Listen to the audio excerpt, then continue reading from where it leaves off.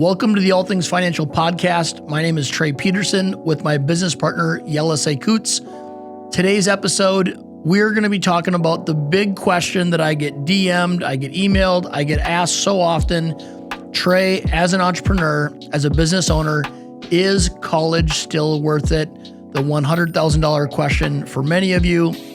Today, we're going to talk about the breakdown of, is it worth it for you? Should you be considering college, trade school, or maybe jumping right into the entrepreneurial world? Join us for today's episode on our stance on education and college as we know it.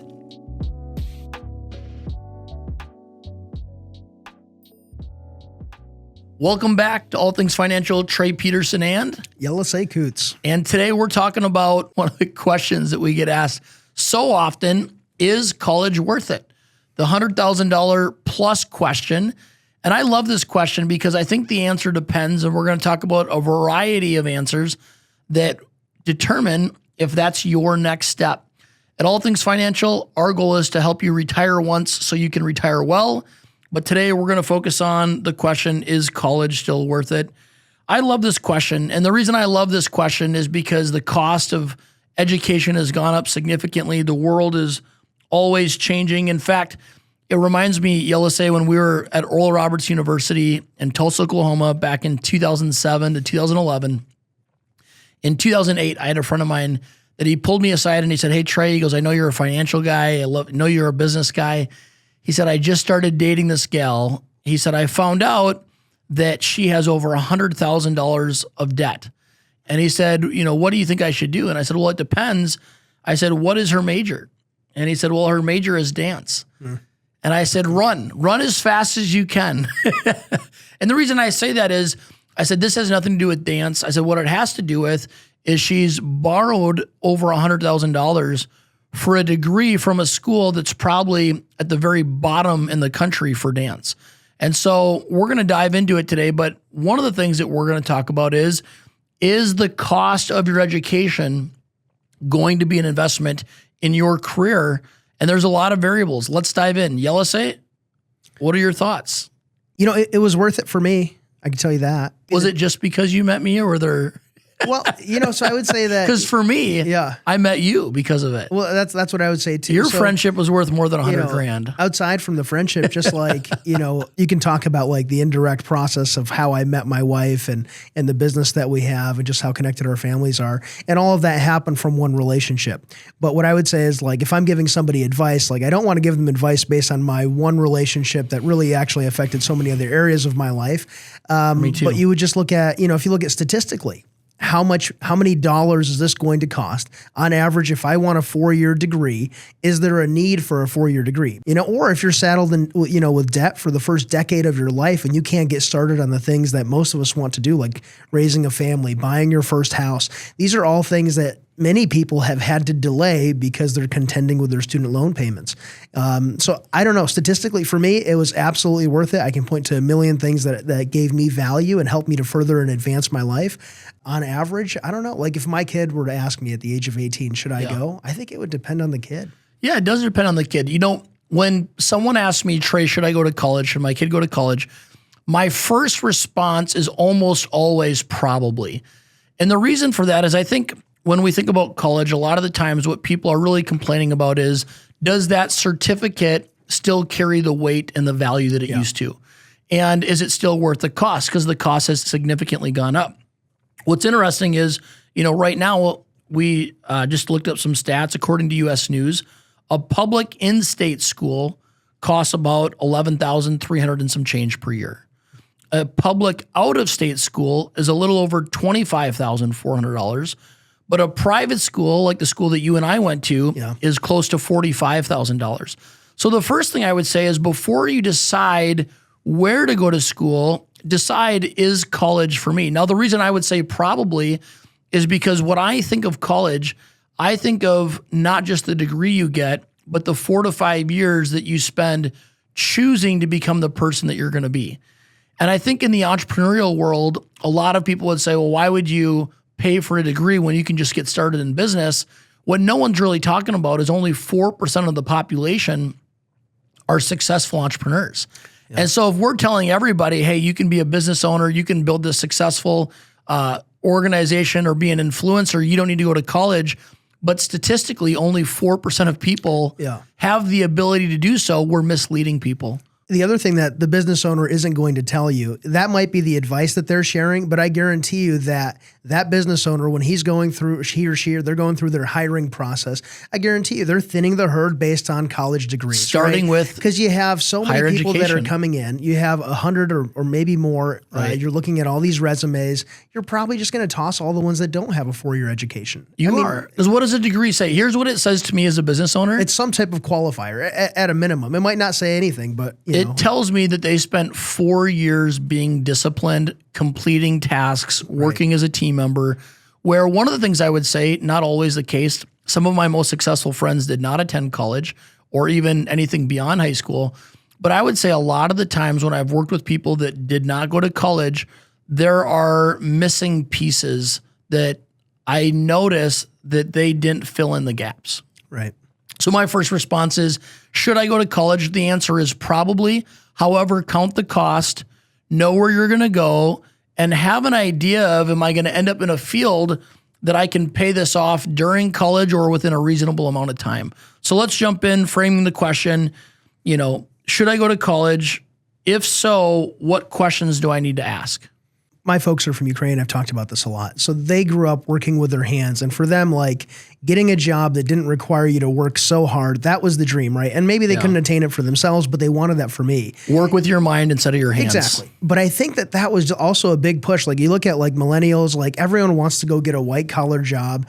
And really what we have is like today, if you look at like the options that are out there, what are the areas that we're lacking in? It's not white collar jobs. Plumbers, electricians, and here's the crazy thing. Workers. So it's like you can go to college, spend 4 years, or you can go to 6 weeks and learn how, to a trade school and learn how to weld on the weekends or become an electrician, and you can make more than that person getting the 4-year degree. Right. And I think that like we have a lot of demand for those types of jobs, even though all of us are still sold on the idea of going to school and getting this white collar job. So I don't know if you should go, but I think that you should probably know what you want to do with your life. And I think that like you and I know this, we work with retirees, and occasionally we come across with somebody who's in their 40s, and that person did a total career change, right? Mm-hmm. They tried something, or they figured out early enough that wasn't the thing for them, and somehow they were able to reverse course and totally get into a completely different field, but it's much harder to do that when you're 40. So it's important to figure out what type of person you are, what direction are you leaning in, and is it a good long-term fit? When I think of college, what I think about is you're going to spend that 4 or 5 years out of high school, after high school, figuring out who am I and what am I supposed to do. Yeah. And it is very unlikely that someone is going to figure those things out not going to college, getting the kind of job that you qualify for, or starting the sort of small business that you could start with very little capital. Yeah. And so I would say to most people, those 4 to 5 years in college are not your earning years, they're your learning years. And I think one of the keys to life is understanding the season of life that you're in. I know for me, I wanted to graduate from high school and move into my earning years. I wanted to have a nice car. I wanted to have a beautiful home. And one of the things that my father said to me is, you're not going to change the world in the next 4 or 5 years out of high school. And at first I was kind of like, well, watch me. Right. But really he was like, hey, from age 18 to 22, there's nothing better you're going to do than invest in yourself. And so the first thing I would say to everybody listening is, whether it's college or whether it's a trade school or whether it's getting underneath a great mentor, the best thing you can do those next 4 to 5 years is invest in yourself, create value so that you have a skill set that you can turn your learning years into earning years, right? Yeah. So the first thing I would say is, you need to know yourself. So based on your skill set, based on your personality, you might not need to know the field you're going to go into, but maybe you should know the 3 to 5 fields that best fit you. So for me, I love sales. I love building relationships with people. I love representing products and services that change people's lives. So I knew that I was either going to be in financial services, I was going to be in insurance, I was going to be in the mortgage industry, I was going to be in real estate or banking. Those were like the 5 things that lined up with my skill set. And so for me, I knew that if I could go to college, study communication like I did, and get better at communicating with people, that those learning years would create better earning years. Yeah. So the first thing I would say to people is, if you don't have a plan, I think college is a great place to start. Now, a great place to start would be, hey, if I'm going to do a public out-of-state school, maybe I should do a public in-state school that's less than half the cost. Yeah. Hey, if I'm going to a private school, what scholarships are there available, or what degree am I focusing on that I'm going to be able to someday pay off those school loans? Yeah. You know, we went to a private Christian school in Tulsa, Oklahoma, and I remember finding out our freshman year that at that time, our school had the highest debt per student at graduation of any school in the country. Do you remember that? I don't. And a lot of private schools don't have access to all the different scholarships. Yeah, all the different scholarships and different things. Various things, yeah. You know, so one is you got to be thoughtful. Now, that being said, I still think going to a school that has your shared values and core values is worth the extra cost as long as you're thoughtful about it. But instead of just graduating wondering what you did, take some time to plan out those 4 or 5 years. There's a quote, and I don't know who coined it, but the quote is, most people spend more time planning their vacation, the 2 weeks of their year, than they spend planning their life. Yeah. So the first thing I would say as we kind of dive into this, the financial breakdown, is have an idea of what you want to do and who you want to be, and then put yourself into an atmosphere, whether it's college or a trade school, or you get into an internship with somebody that is in a field you think you want to be in, and invest in yourself. Yeah. You and I have talked about this. Maybe you could share how you managed to navigate this, right? A lot of times you end up going to school and you find out that your professors are really good at teaching you things, right? Like, at least theoretically, or maybe just like the principles, but they're not necessarily people who have gone out and done that. You managed to find a lot of value from the classes that you took, from everything you learned, but you were very proactive in finding people on the side that actually could help coach you in life and helping you apply some of the stuff that you learned in school. One of the things that I joke about is, you know, I'm not gifted at a lot of things where, you know, you could go do anything. I've got like 2 things that I have the ability to do. But one of those things is I was really gifted at plagiarism. Now, I say that, you know, not in college, kind of jokingly. No, not legitimate plagiarism, where you get permission to copy what other successful people are doing. Right. Yeah. And so one of the things that I knew is if I could get around people that had the things I wanted in life, time for their family, a focus on God, they live by core values, they ran their business with integrity, their employees loved them. If I could get around quality people and I could learn from them, I might not be as smart as they are, but I can do what they do. And so one of the reasons why a private Christian school is important to me is because I knew that we're the average of the 5 people that we spend the most time with. And I want to stay on track, but I think we are.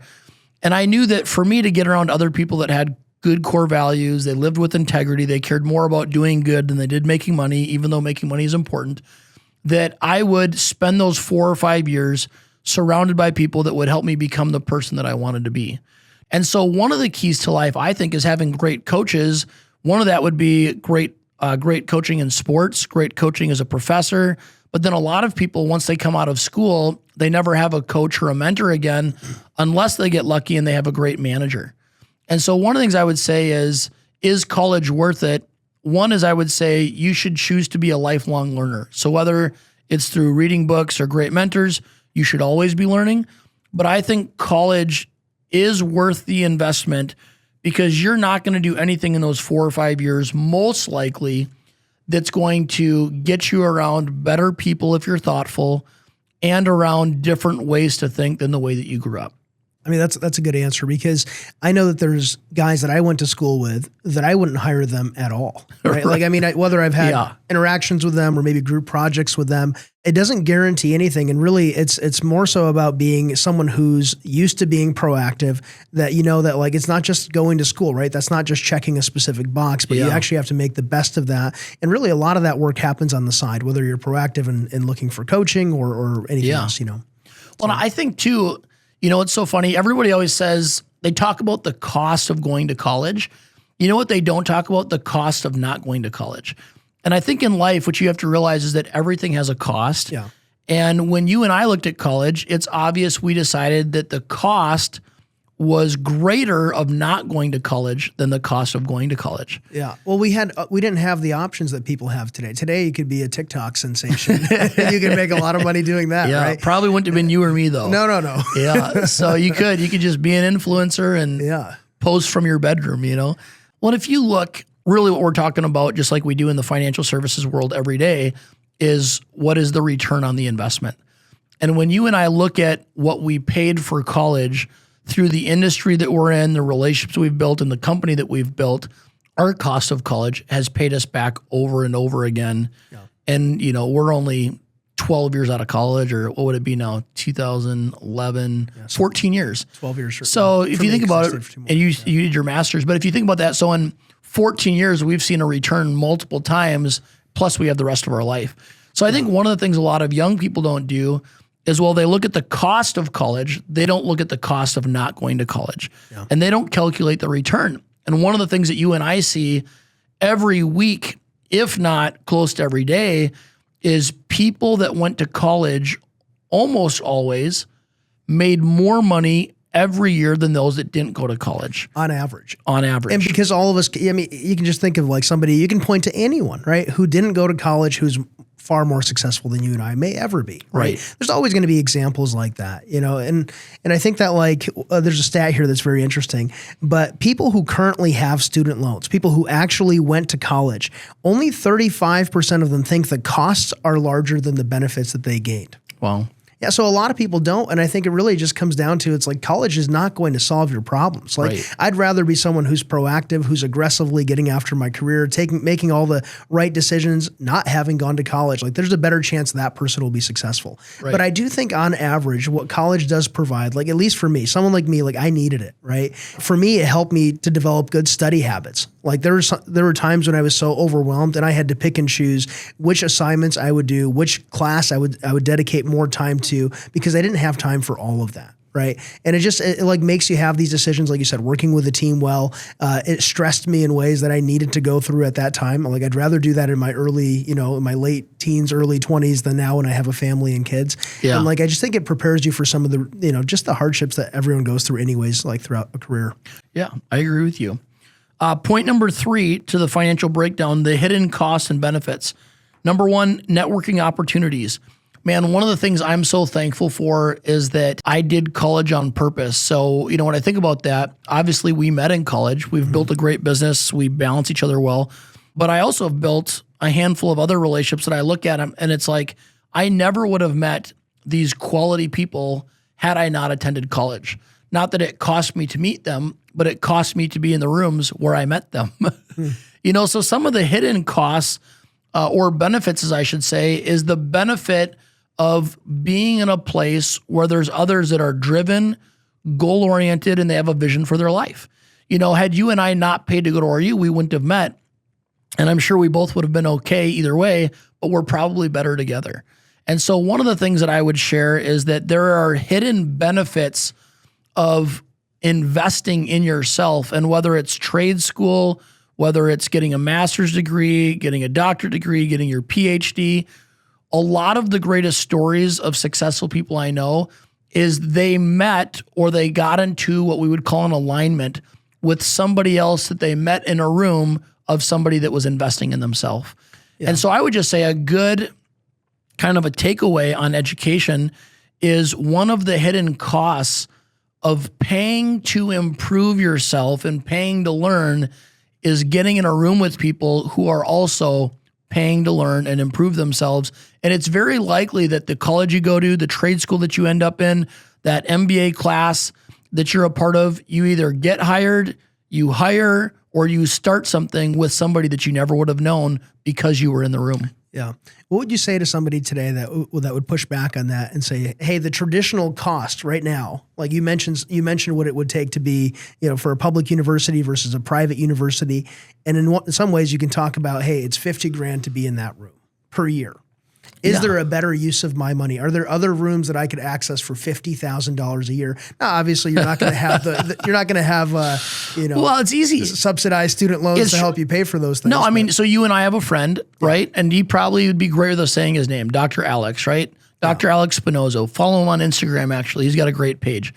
What I love about Dr. Alex is that, when he and his wife sacrificed and they were living in less than an apartment, basically sharing a house with a bunch of people, they had one room that they had to block off the entrance. It wasn't an actual bedroom, but it was kind of like the office room. Yeah. Right. And after selling their home with a pool to cut back so he could save up to invest in himself, a business or something, they ended up taking like half the money that they saved over a couple of years, and he paid $50,000 or something like that to be in a mastermind.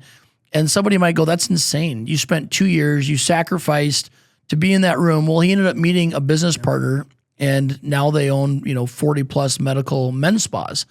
And so I look at that, and, he can't travel across the country and tell everybody they should invest $50,000 because there's a little bit of luck. There's also a little bit of drive that he had that most people certainly don't have. So here's what I would say is you still need to have some wisdom and some discernment around that situation, right? So what I would say to people is, you don't have to pay $50,000 to be in a room, but you need to get in rooms and you need to knock on doors, and you're going to be in some rooms that are exactly where you should be. And if you do what I do, there's going to be in rooms you're going to step into and you're going to go, you know what? This isn't my room. But the way that you find those rooms is by knocking on doors and seeking out. One of my favorite scriptures talks about, if you knock on the door, it'll open. But some of that comes with knocking on doors that don't open. Not all doors are your doors and my doors. So just to summarize that before we move on to alternatives to college, I would say that it's really important to invest in yourself. Yeah. It's really important to get in rooms of people that think bigger, that are outworking you, that are going to push you to where, one of the things I've noticed is most people don't like change. I'm one of these unique people, and I'm not saying that it's a positive thing, but I love change. But most people don't change unless they're forced to, they have to, or they're so uncomfortable that they've just decided that the pain of change is less than the pain of staying the same. All right, alternative to college, community college and trade schools, vocational programs. What are your thoughts on those? Yeah, I mean, that's kind of what I'm saying. I feel like there is a need for that. There is a demand for that. Yeah. But all of the supply is white collar, right? White collar jobs. That's basically what we've been conditioned to think. And I think that the need really exists on some of the blue collar jobs. And that's why they're paying so much for things that, most of us probably wouldn't consider, right? These aren't jobs that we would want necessarily. So it's interesting to see, like, how are things going to change for Gen Z in general? So, I'm sure it's not going to affect like large colleges, like, some of these legacy colleges like Harvard or Yale, right? They have giant endowments. I think Harvard has over $50 billion in terms of endowment money that they have access to. I don't think that their tuition rates are going to suffer. But I think a lot of the universities that we're used to, thinking about, I think that tuition rates have to come down, right? People just aren't as interested. They have too many outlets that are available to get an education in other places. I think Gen Z, like I said, they're not quite as social anyway. So for them, maybe the 4-year degree isn't quite as appealing. And, you can spend those same dollars and get into different rooms, as you said, without having to spend on average, $40,000 a year. So I would say, let's boil it down to this. College, at the end of the day, is the alignments and the relationships that you build and the education that you get that would open doors. Yeah. And so maybe you're not an academic and that isn't your lane. Well, you still need to get in the right rooms to create relationships, and you still need to build a skill set. One of the things that I would say when I was young is when I was in high school, I was reading a lot of personal development. I've always been somebody that had big dreams.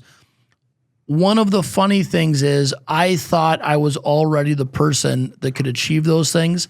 And when I came out of college, I quickly found out that I had a lot of growing to do, a lot of learning to do, and that I basically wasn't the person I thought I was. And that if I didn't quickly develop some skills, some discipline, and a skill set that paid well, I would never live the life that I felt like I had the ability of living. So I just had to say is that some of the alternatives, I think trade school is great. One of the things I think people pigeonhole is they go, well, I don't want to be a plumber. Well, what if you're a plumber for 3 years? You learn the skill so well. Now you hire other plumbers and you move into a CEO or a CFO role and you're a partner of the company, right? Yeah. So I do think there's a lot of alternatives. The entrepreneurship route, what I don't like is you have these gurus that are running around on the internet telling everybody they should work for themselves, they should be a business owner. And what's interesting is I know a lot of people, they don't want to be a business owner. They don't want to worry about payroll. They don't want to take the big risk. They want to show up to work. They want to do their job. They want to go home without managing people or paying someone else's paycheck. And they want to spend time with their wife and their kids. There's nothing wrong with that. 4% of the population are designed to be entrepreneurs. You all these gurus telling everybody they can do it, they should do it. I just don't think that's the case. Unpopular opinion on entrepreneurship from an entrepreneur. Yeah, 100% agree with Number that. 5, real stories and perspectives. I was talking with somebody not too long ago, and she said to me, actually I asked her, I said, what's your goal after college? And she said to me, she goes, you know what, to be honest, I actually don't want to work. And I kind of stopped for a second, and I was like, you don't want to work? She's like, no, I really don't want to work. But what hit me is, through more conversation, is she wasn't saying like, I don't like working because I'm lazy.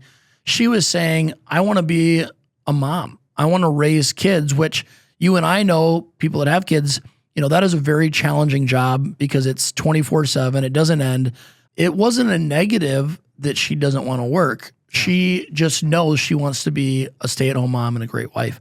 But what I would say to that person is, go to the school where you can meet a driven, goal-oriented person that shares your values and knows that you're driven, goal-oriented, and maybe go to a school in state instead of a private university where you have $100,000 of school debt. See, I had a cousin that said the same thing to me, and I was just so taken aback. She said that to me, like, hey, I don't need to make a lot of money. I'm not really interested in spending time focusing on my career. I'm just going to marry somebody, and this person's going to value me, and I'm going to be a trophy wife.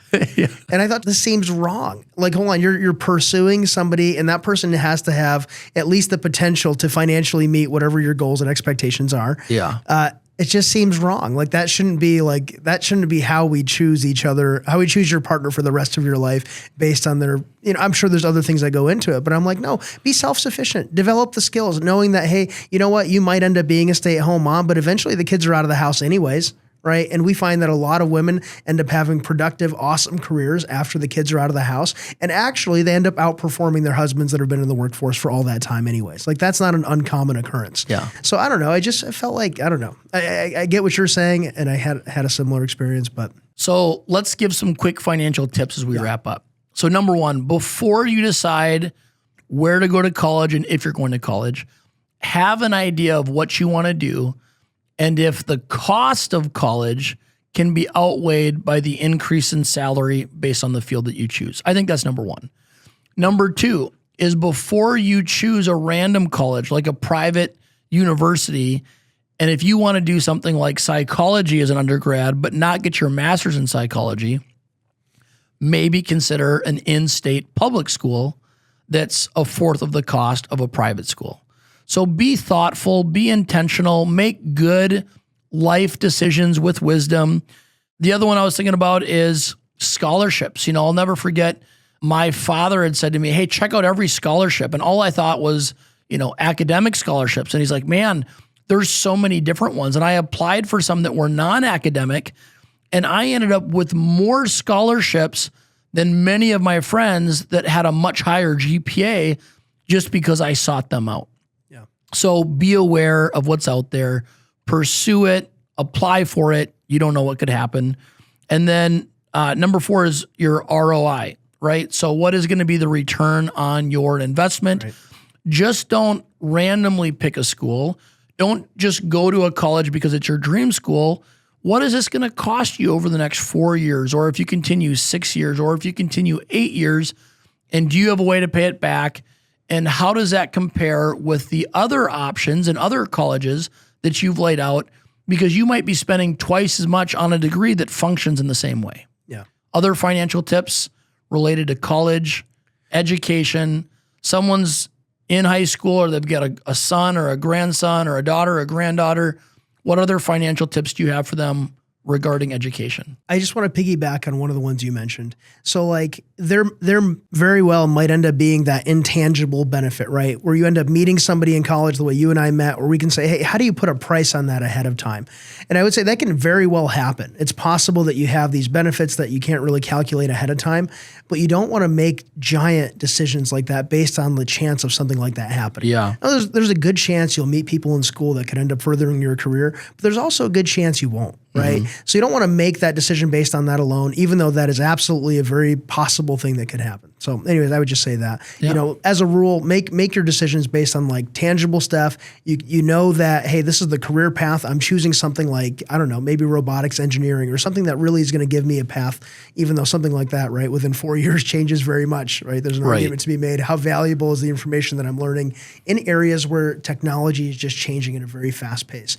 But either way, like I would just say that make a good decision, decide what your career path is. Does it lend itself to your skills and talents, like the natural giftings that you already have? Or is it something that you're pursuing because, well, everybody gets a college education. And for you, maybe a trade school is the right answer. So wrapping up, should I go to college? Probably. It depends. Talk with some people, get some good life advice. What do you want to be when you grow up? What are you going to do the next 4 or 5 years if you don't go to college that's more valuable? And make sure that when you count the cost of going to college, you also count the cost of not going to college. Thank you for joining us on this episode of All Things Financial, where we help you retire once so you can retire well. Please check out other episodes. We look forward to our next episode with you. Advisory services are offered through CG Advisory Services, LLC, a registered investment advisor, and through Guardian Wealth Strategies, LLC, a registered investment advisor. CG Advisory Services, LLC, and Guardian Wealth Strategies, LLC, are separate and unaffiliated entities.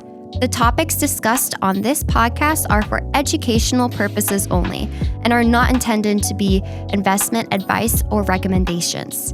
Listeners should consult with their own financial professionals before making any investment decisions.